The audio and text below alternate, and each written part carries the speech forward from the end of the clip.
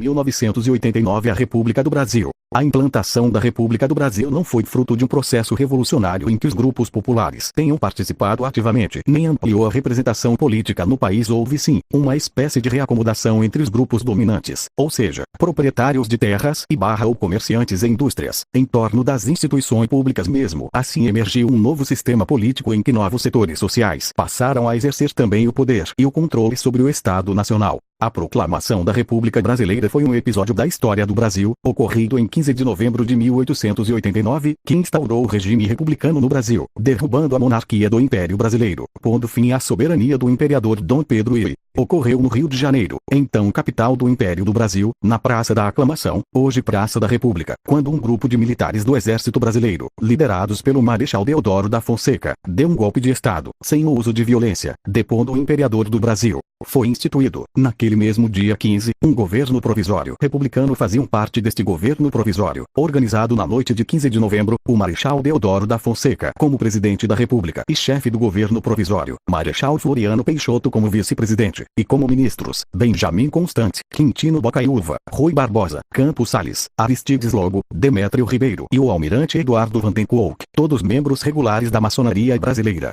Em 15 de novembro de 1889, aconteceu a proclamação da República, liderada pelo Marechal Deodoro da Fonseca.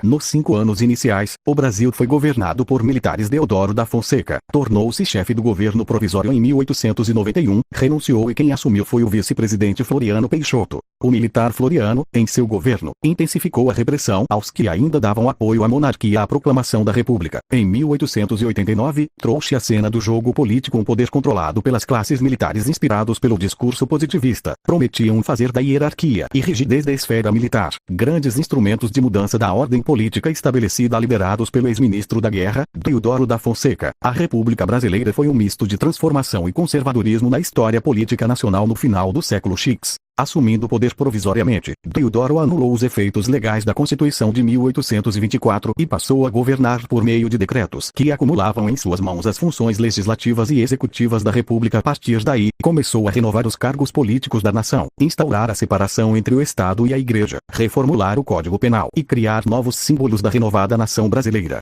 O acúmulo de poderes nas mãos dos militares já começava a sofrer suas primeiras oposições.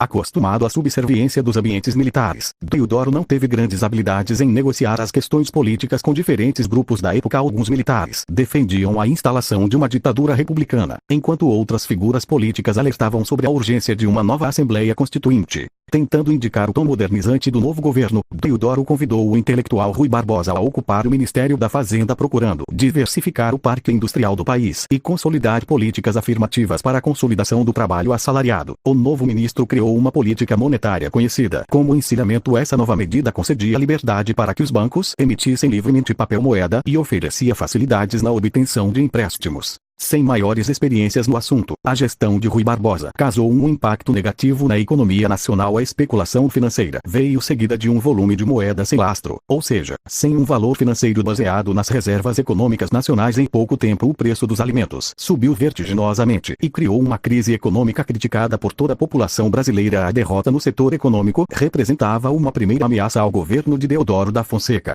Não resistindo à pressão dos setores políticos liberais, Deodoro convocou uma Assembleia Constituinte em junho de 1890. Após a convocação de eleições, a nova Assembleia aprovou o novo texto constitucional no início de 1891. Além de estabelecer a divisão da República em 3 poderes, a nova Carta ainda destacou-se pela adoção do voto universal masculino para os maiores de 21 anos alfabetizados. O novo sistema eleitoral excluía os soldados, padres, mulheres e analfabetos. De acordo com essa mesma Constituição, o presidente deveria ser eleito por voto direto. No entanto, um dispositivo legal garantiu que Deodoro fosse eleito indiretamente com voto da Assembleia. Eleito constitucionalmente, Deodoro agora deveria dividir o poder com o Congresso.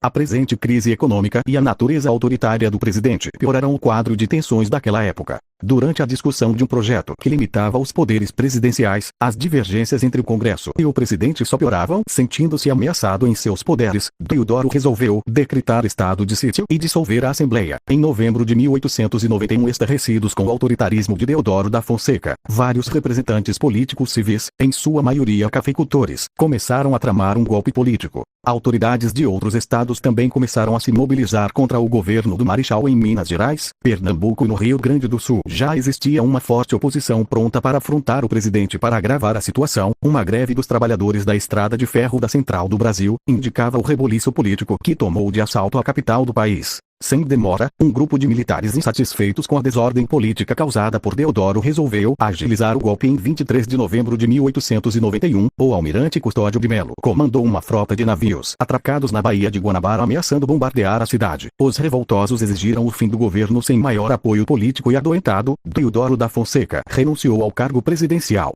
Em 23 de novembro de 1891, a renúncia do Marechal Deodoro da Fonseca transformou Floriano Peixoto no segundo presidente do regime republicano. Nessa época, as conturbações entre o poder legislativo e executivo e a crise econômica deixaram o cenário político bastante delicado. Dessa forma, Floriano assumiu o governo brasileiro interessado em contornar os problemas correntes e fortalecer a vigência da República no Brasil, inaugurando ações de cunho paternalista, que ainda marcam nossa cultura política. O novo presidente mandou construir casas, emitiu isenção sobre os impostos cobrados nos alimentos e reduziu o preço dos aluguéis por meio dessas medidas popularescas. Floriano Peixoto construiu uma imagem de bom governante. Contudo, essas ações eram seguidas por arroubos autoritários que determinavam uma relação política de lealdade sustentada pela troca de favores. Apesar disso, alguns membros de elites locais e integrantes da Marinha capitaneavam um intenso movimento de oposição ao seu governo, alegando que novas eleições deveriam ser realizadas com a prematura saída de Deodoro da Fonseca. Esses críticos organizaram duas revoltas que agitaram o cenário da época: a Revolução Federalista, na região sul do país, e a Revolta da Armada, que exigia a imediata deposição de Floriano Peixoto. Para contornar a eclosão desses levantes, Floriano Peixoto não poupou esforços para que a situação fosse eficazmente superada. Por conta da extrema violência utilizada, Floriano acabou sendo conhecido como um Marechal de Ferro. Com o expresso apoio de influentes setores da oligarquia paulista, o presidente Floriano Peixoto organizou o processo eleitoral que daria a vitória a Prudente de Moraes.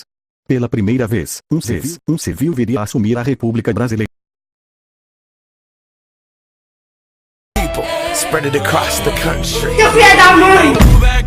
This is the moment, tonight is the night. We'll fight till it's over, so we put our hands up like a ceiling.